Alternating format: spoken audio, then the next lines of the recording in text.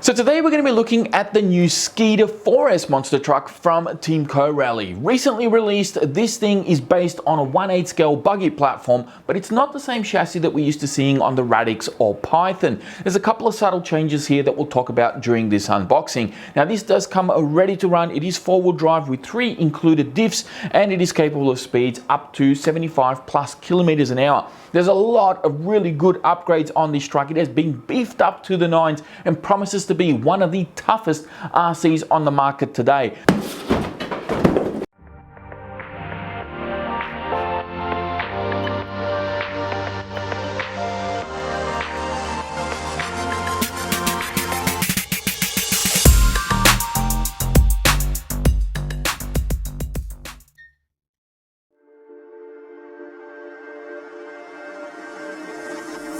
So once you get everything out of the box, this is what you're going to be greeted with. You got the truck fully assembled and ready to go. You got your user manuals right here, which we'll go through in a sec. And of course you got the new radio that Team Co Rally is including with their cars, at least with this one anyway. It is new to them, but not new to me, and I'll explain that in a little bit. Now for your user manuals, this bag usually comes sealed. I've had to cut it open for the unboxing. You will find an antenna tube that you're going to need to install in the car, and of course a bind plug as well, which is an optional thing in case you need to rebind to the vehicle. There's also an instruction manual for the radio itself. Now, if you're fairly new to RC, you will find some very useful information here. It kind of tells you what all the switches and knobs and dials do on the radio. The radio does have around about a 300-meter range, according to this. So that's actually pretty good for the average basher. I think you'll have plenty of range with this guy. And then the last thing is the user manuals. There are 2 big user manuals in here. One is for the ESC and the other one is for the car itself. Now the ESC does come with some preset settings. You can see the settings right here. There's a couple of interesting things here. I actually got a leaflet sent to me by Team Co Rally about this car, kind of going through some of the specifications of it and everything. And one of the things I noticed was that they said that the servo can actually handle up to 7.4 volts. But as you'll see here, the BEC voltage of the ESC is set at 6 volts, not 7.4, according to the manual. So I think I'm going to set this to 7.4 to get the maximum performance out of that servo.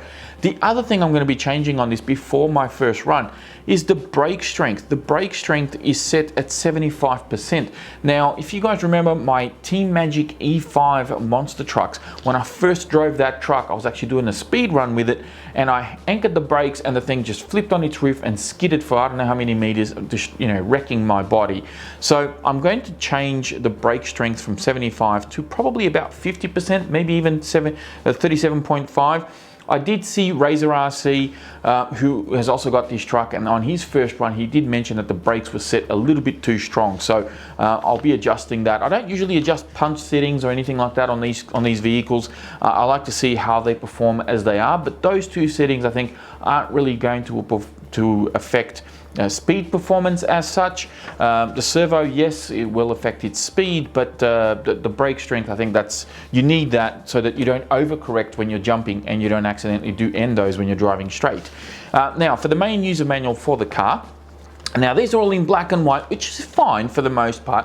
All the information is here and it's all very clear. You can of course go on the Team Co Rally website and see these manuals you know, on a PDF form, and I think they're done in color there, so if you want to see, you know, color differences and things like that, you'll probably see that on those manuals. So some basic information regarding the car, how it's all set up and everything. You've got your shock, you know, exploded views and so forth. There is this page here though that I find quite interesting. Before we get off to the exploded views and everything else, this page talks about the speed gear ratios and what sort of you know, pinion you sort of need to achieve the 75 plus kilometers an hour as printed on the box. So according to this, and I know it's kind of hard to tell on camera, but from what I gather, this actually comes with the 13 tooth pinion as standard, which is going to give you a top speed of about 66 kilometers an hour. Now that's not very quick for a 4S bash machine. You'd probably want a little bit more out of this car for 4S. Now you are going to need to get a 15 tooth pinion to be able to achieve a 75 plus kilometers an hour, or if you really want to go to town on it, you can do a 16 tooth pinion and maybe get over 80 kilometers an hour. But they do warn you here, not recommended at your own risk. So kind of use at your own risk if you go with the 16 tooth pinion. So 15, you get 75 plus kilometers an hour, which I think is okay. I was kind of expecting that to be like that out of the box, or I think Timco Rally need to do what Armour did from in the early years. They didn't include a speed pinion with the V1 cars. Believe it or not, you had to go out and get your own pinions. And when I did the review for the Creighton V1, I said, hey, if you're going to put a speed reading on the box and use that as an advertisement tool, as something to lure in your customers, you should include that optional pinion or any parts required to be able to achieve those speeds. Because then I could sell this car and put that it can do 100 miles an hour, but you need to modify the tires, change the power system. All of these things need to be modified in order to reach those speeds, but the car can do it, right? Well, the pinion's really no different. It's only a small part, but if you're going to advertise that the car can do 75, 85, 100 kilometers an hour, that optional gearing should be provided. That's just how I feel about it, because then you're like, yeah, okay, I can do those speeds, but I have to go and buy those additional components. And that's something that I think should be addressed from Timco Rally. You may disagree in the comments if you wish, but other than that, the manual is actually very comprehensive. It's fully illustrated. It's got all the part numbers and everything else that you're going to need to be able to service and work on the car. So let's move on to the radio itself.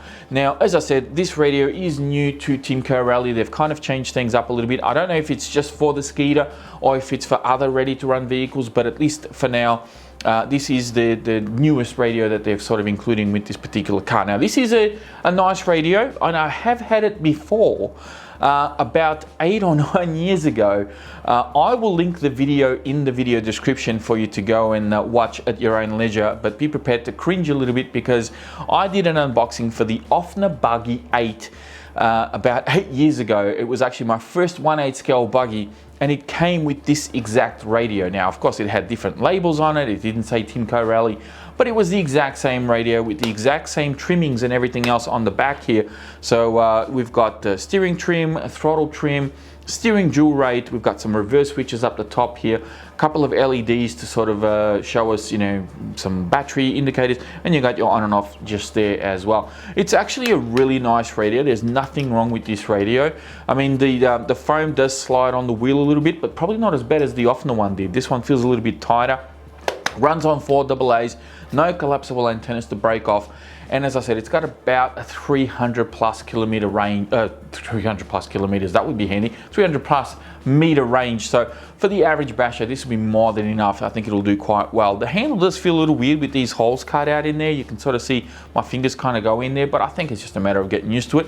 Or you could always wrap, some of that tape around it, and that'll probably solve that problem. So that's the radio there. Check out the video in the video description if you want to cringe a bit with the Offner Buggy 8 unboxing. But for now, let's move on to the car itself.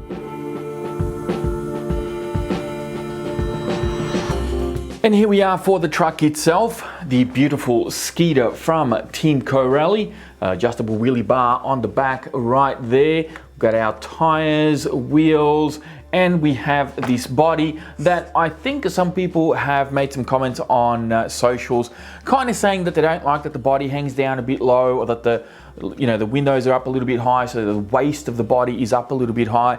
I kind of prefer this look over having a short body where you see the chassis and all the electrics inside and things like that. I'm looking at you, Stampede. So yeah, for me, this actually looks a lot better than some of the other monster trucks out there.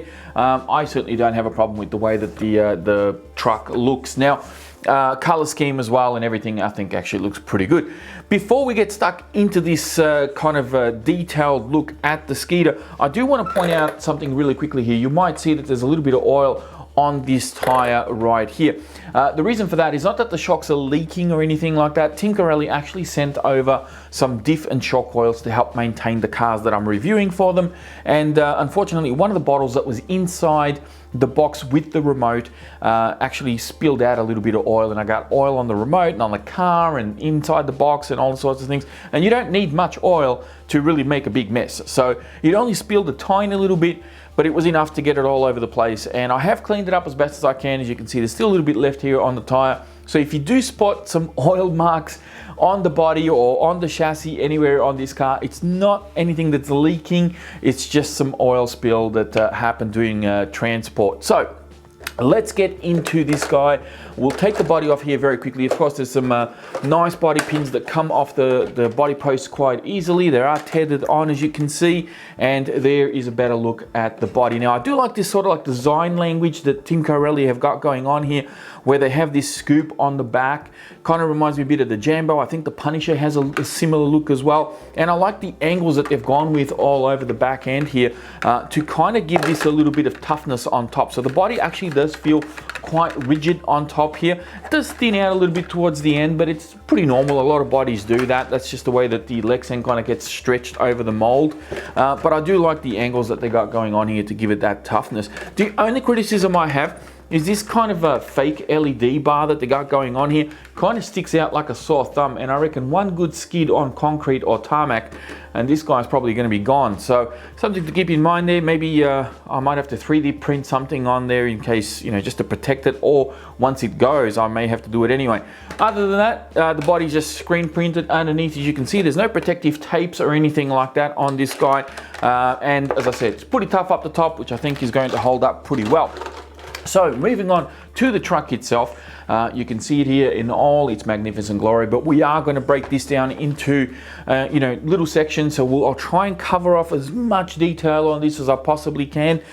We start with the wheels and tires. The wheels kind of remind me a little bit of a Louise wheel. I actually like these wheels. I like the style of them.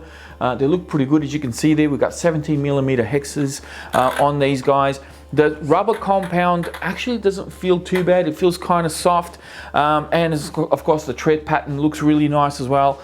However, the only criticism I have with these tires is that they don't feel grippy. Like, it kind of feels slick, and I know there was an oil spill, so but it just, the edges of them and everything, it just, every tire that I touch just feels a little bit slippery, and I don't know why that is. Usually, you know, you grab a rubber tire and it kind of feels like it's sticky.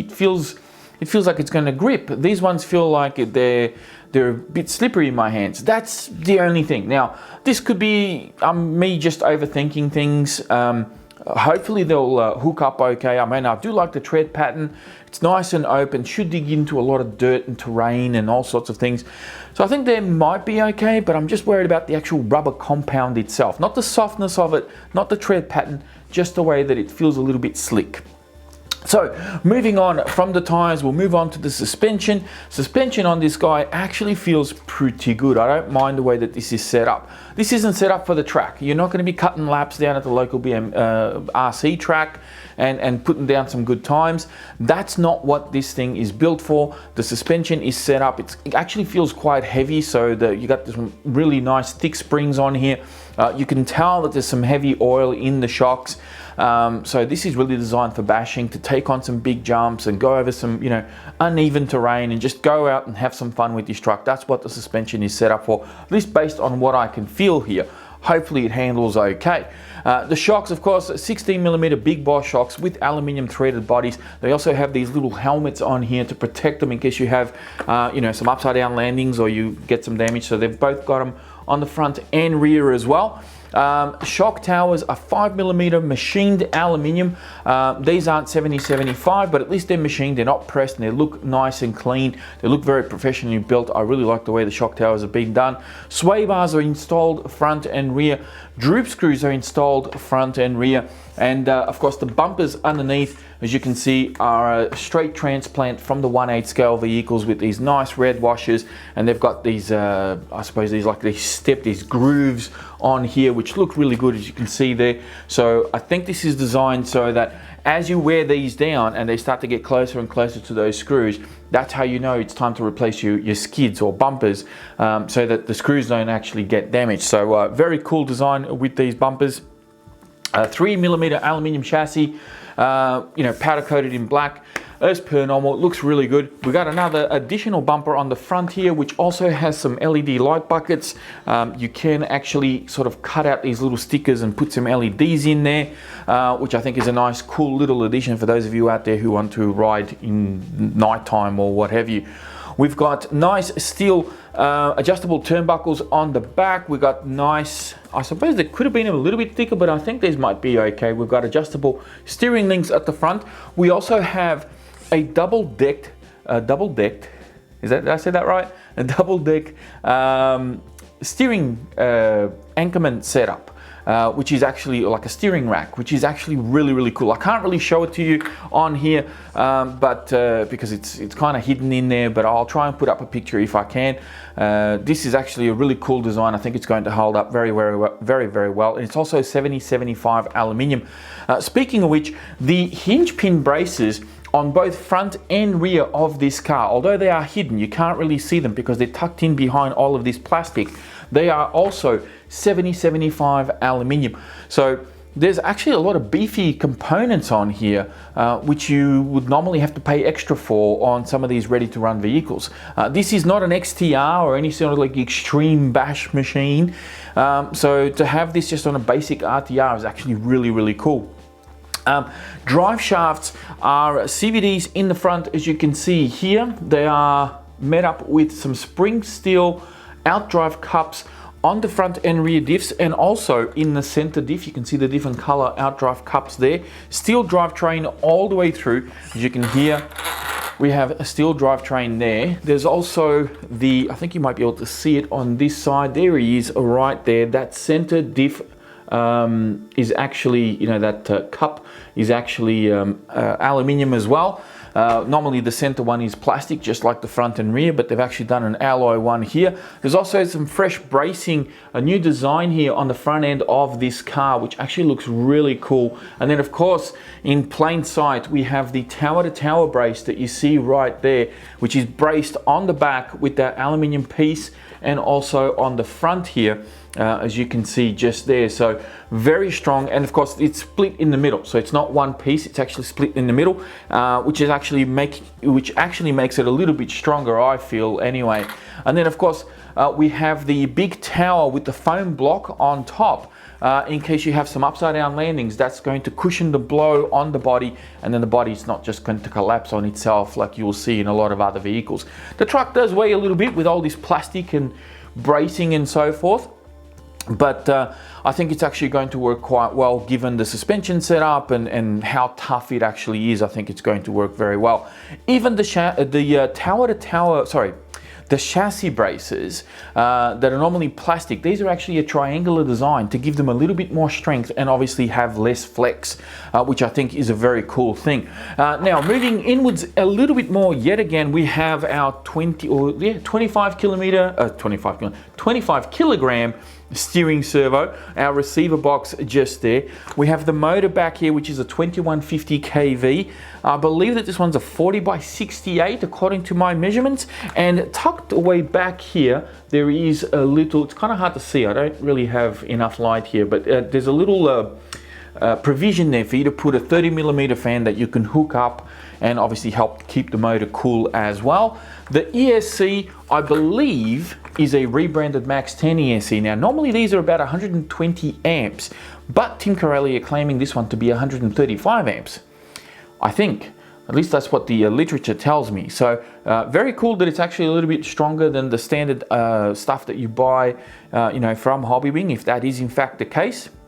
It's got a fan on there, of course, and it's running AMAS XT90 connectors, which is really good.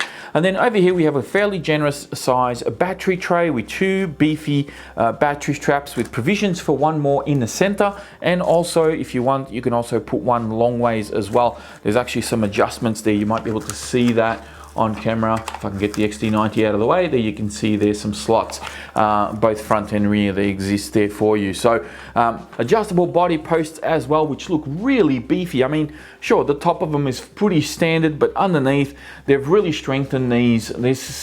I don't see an issue with these body posts at all. I love adjustable body posts because if you do decide to change out the body into something else, you know, customize, get creative, you've got the flexibility to adjust those, which I think is fantastic. And then of course you got the on and off switch for the ESC just here with the little push button, which is a hell of a lot better than the slider switch that you'd normally get. The wheelie bar back here just quickly is running on a ball bearing, which is really nice. And then of course you got some adjustments just there. Now default setting, as you can see, is the highest position, and that's going to give you a wheelie angle around there. So that's not too bad. You can obviously bring that down a little bit if you don't want to do too much of an angle, if you want to keep the nose of the car down as best as you can.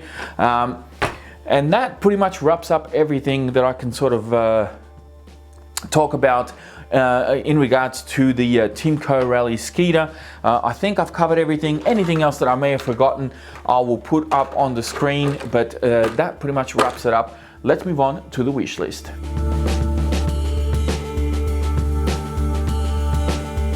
Now, when it comes to the wish list, believe it or not, in some cases it's really easy to come up with a few things that I can suggest for the wish list, but sometimes it's actually a little bit hard, and some of the things that I can come up with aren't really that significant because, well, the manufacturer's actually thought of all the good things. Now, with the Skeeter, there's a couple of things that I think are pretty simple that are, some of you might go, oh, you know, whatever, but there's a couple that I think you might actually take note of. So the first thing is, of course, the optional pinion that I was talking about earlier in the video, because they're claiming this to be 75 plus kilometers an hour and the optional pinion is not included. I think that that should come with the truck. If you're going to lay claim to any speed on the box of a vehicle, the vehicle should be able to do that, with the exception of providing batteries. It should be able to do that out of the box, whether it needs a new motor, a new ESC, a new pinion, whatever the case may be. That should be included because it is stamped on the box that it can do those speeds. I shouldn't be going out to buy more parts to be able to achieve those speeds. More adjustment on the wheelie bar is number 2 on my list. Now, the wheelie bar has got plenty of adjustments, as you can see there, but I kind of would have preferred it if it could go a little bit higher than this. And I say this because when people power this thing up on 4S, and some of you out there are going to be crazy, and I know you're going to put it on 6S, you're going to be wanting to do standing backflips. The wheelie bar sitting out, you know, sticking out straight like that as it is, it's going to make things a little bit difficult. So having a little bit of an extra adjustment, having it up a little bit higher, I think would work a little bit better for that application. But that is really an option part. I don't know if that's something that should come out of the box. Maybe, you know, Timco Rally doesn't want that to happen, but maybe providing an option part with some longer extensions would be a good idea. Front bumper bar brace. Now, this one is interesting because I kind of skimmed over this whilst I was showing you everything, but I did notice this when I was actually looking at the truck a little bit closely. Now, you'll see this new front bumper that's got, you know, the LED provisions here and everything, which looks really good. It's got this, you know, sort of cushioning kind of design, which we've seen in a lot of other bumpers before. But this is just an L-shaped bracket, and it's kind of hard to see here, but there's only 3 screws holding this in place. And you can sort of see the 3 screws. There's 2 on the bottom and 1 up the top. And this is just held in there by those 3 screws. It's basically just slapped on the front of a plastic, I don't know, you call that the bulkhead maybe, and there's really no bracing on the back here. And I don't know if it's designed purposely like this, or if there's something missing here. That's my only concern. It's honestly, I like everything about what Timco Rally have done. This is my only area of concern. Maybe, again, I'm overthinking it like I was with the tires. Maybe this is going to be totally fine. But just having only 3 screws holding just a little plastic plate holding this in place, I don't know how it's going to hold up. When I saw it, I was like, did they skip something here? I don't know. That's just, yeah. We'll move on to roof or body skids. So, this is number 4 on my list, And as I was saying earlier, this fake LED light here, I think is going to get chewed up when you start sliding this thing on hard surfaces.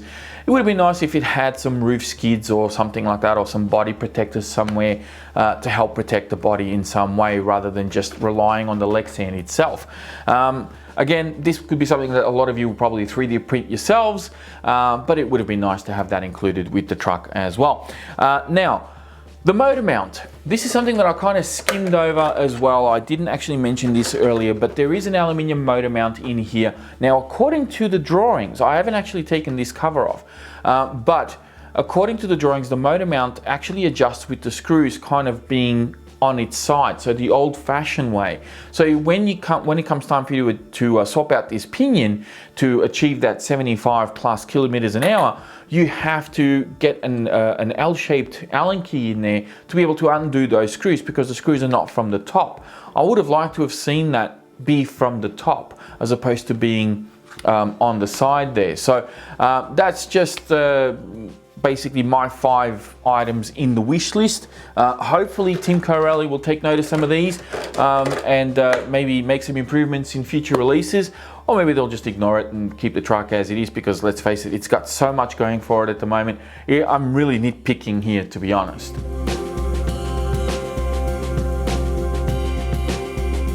Okay, now before we close this out, I do want to give you my final thoughts on this truck and just the overall concept of the 4S vehicle, of course. Because the 4S vehicle is not a new concept. It's been around for quite a number of years. I mean, a long time ago, I actually unboxed the DHK Zombie, which was also a 4S kind of specific monster truck. The Maximus was also a 4S monster truck. There have been a lot of 4S cars released in previous years. However, not to this level, obviously. And I kind of want to give you my thoughts on this particular, I guess, category of bashing vehicles, as well as more specific to the Skeeter itself. Now, one of the things that I've sort of seen some discussions online about have been the overall scale of the vehicle. So scale is kind of open to interpretation these days. There is no mandatory graph or scale that every manufacturer needs to kind of follow. So this is a 10 scale, it could be an 8 scale because it is based on an 8 scale platform. It's entirely up to you. And I don't think scale really matters, to be honest, because at the end of the day, this is using a 1/8 scale chassis platform. It's a 1/8 scale wheelbase. And a lot of people have done this with their buggies, whether it be a Python or a Typhon or a Radix or whatever. People will run the buggies as they are, and then they'll go, well, I kind of want a little bit more ground clearance. I kind of want more authority in the air.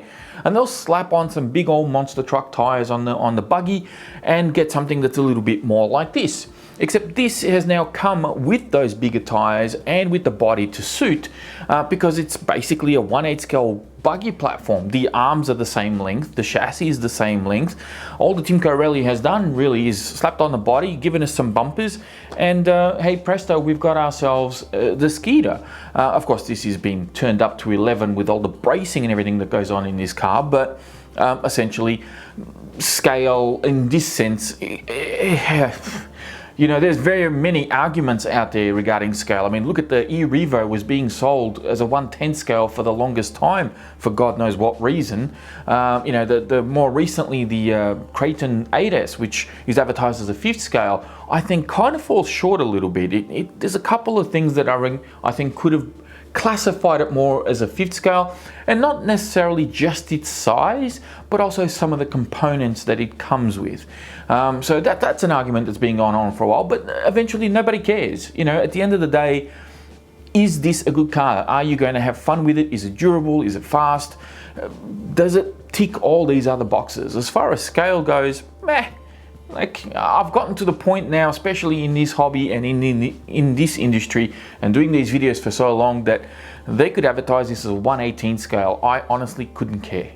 And now we're going to be talking about size. Now, I'm not talking about scale, which was a different thing. Size is more a size comparison to other vehicles that I have here at home. As you can see in the background there, I've got my Kraton 4S. I've also got the Proline Pro MT 4x4, and I've also got the newly acquired Team Magic E5 HX Plus, which is also a 4S vehicle. And I'll throw a couple others in there just to give you guys a bit of an idea of how this compares to other vehicles that I have here in my arsenal. Now, some of you might be wondering what this is like compared to the T brand Max, especially the new Wide Max. I'm not going to be getting that truck here at the moment because it's like $1,250 Australian, and it's just a ridiculous price for that truck. It's just stupendous. Every T brand product has pretty much gone up in price recently due to production shortages and shipping cost increases and all that sort of jargon. So T brand is really pricing themselves out of the market at the moment, but believe it or not, people are still buying them because it's T brand. That's what they want, that's what they'll get. So I'm certainly not going to be getting one because I don't have that much cash to splash, unfortunately.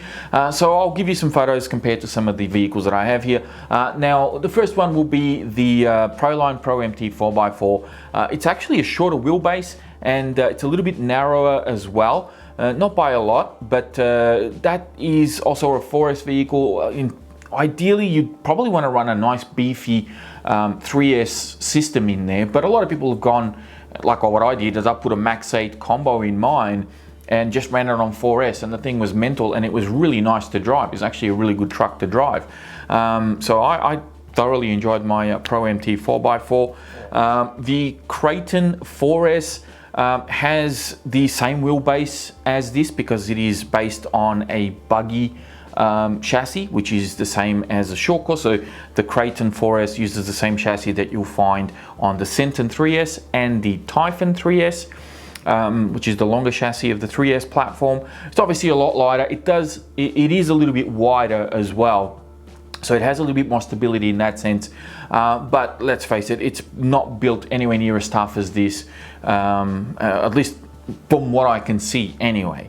Now the next one is the Team Magic E5 HX, which is about the same size as the Pro MT 4x4. So again, I love my E5 HXs. I've got two of the 3S cars, one which I converted to 4S, and of course now I've got the official 4S release from Team Magic as well. I'm going to be doing a bit of a shootout between all these vehicles at some stage to see how they handle differently and how they drive and all that sort of thing. So we'll be doing that sometime in the future once I get the initial running videos out of the way with this guy. Now, the last thing I want to point out, in case you haven't picked up on it yet, is that 2022 is shaping up to be the year of the 4S monster truck. So all of these trucks I'm going to be dusting off and bringing them out and comparing them against these two and just seeing how this truck and various others kind of compare and how far we've come with something like this. I mean, I think Timco Rally have really set the standard here now. A lot of these other products are going to have to catch up a little bit to what I see here from Timco Rally. Team Magic have done quite a lot of improvements on their vehicle to be able to handle 4S as well. So I don't want to take anything away from them either. But I think it's fair to say that some of the other monster trucks from previous years probably need to step up their game a little bit if they're going to be as impressive as this looks anyway. I mean, maybe when I drive it, it's not that great. I mean, I don't know. But from every car that I've driven from Timco Rally so far, has always been good to drive. It's always been fun, and they've always been nice and fast and powerful. So I'm definitely looking forward to putting some batteries in here and seeing how this thing performs, and of course strapping in for the rest of the year, because man, this is promising to be one hell of a year for radio control.